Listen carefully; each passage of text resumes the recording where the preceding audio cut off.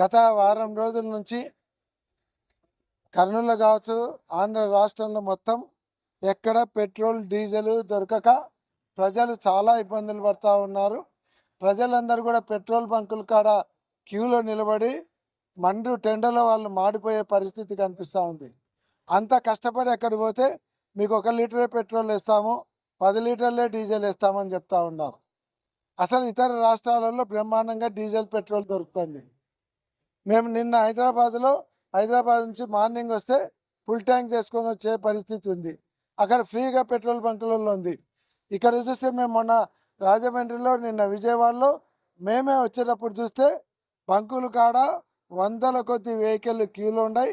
అక్కడ పోతే 10 లీటర్లు ఇస్తాం, 5 లీటర్లు మాత్రమే ఇస్తామని చెప్పి ఆంక్షలు విధిస్తూ ఉన్నారు. ఈరోజు రైతులకైతే డీజిల్ దొరక్క వాళ్ళ మోటార్లు పనిచేయక పంటలకు నీళ్లు పెట్టుకోలేని పరిస్థితి ఉంది. ఈరోజు అన్ని రకాలుగా ఇబ్బంది పడుతూ ఉన్నారు. ఈరోజు ఇండస్ట్రీస్కి డీజిల్ దొరక్క ఇండస్ట్రీస్ మిషన్లు ఆగిపోయే పరిస్థితి కనిపిస్తూ ఉంది. కాబట్టి ఇంత ఘోరమైనటువంటి పరిస్థితి ఎప్పుడు కనపడడం లేదు.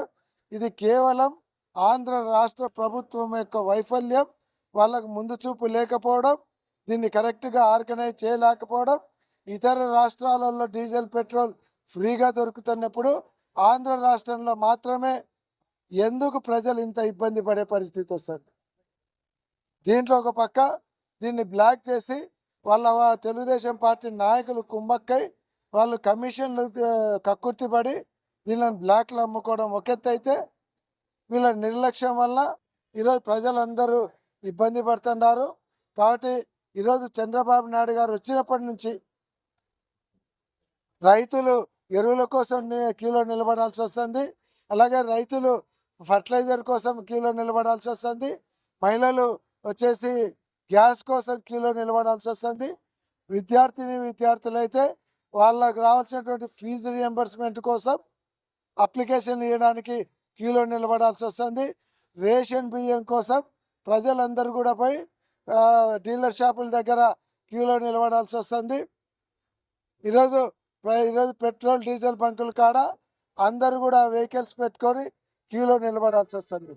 ప్రజల జీవితాలంతా కూడా చంద్రబాబు నాయుడు గారు వచ్చినప్పటి నుంచి సగం టైం క్యూలలోనే సరిపోతూ ఉంది. కాబట్టి ఇంత అసమర్థమైనటువంటి ప్రభుత్వాన్ని ఎప్పుడూ చూడలేదు. వీళ్ళ నిర్లక్ష్యాన్ని మేము తీవ్రంగా ఖండిస్తున్నాం. వెంటనే డీజిల్ పెట్రోల్ కొరత ప్రాబ్లంను సాల్వ్ చేయకుంటే తీవ్రమైన పరిణామాలు ఎదుర్కొంటారని హెచ్చరిస్తూ ఉన్నాం.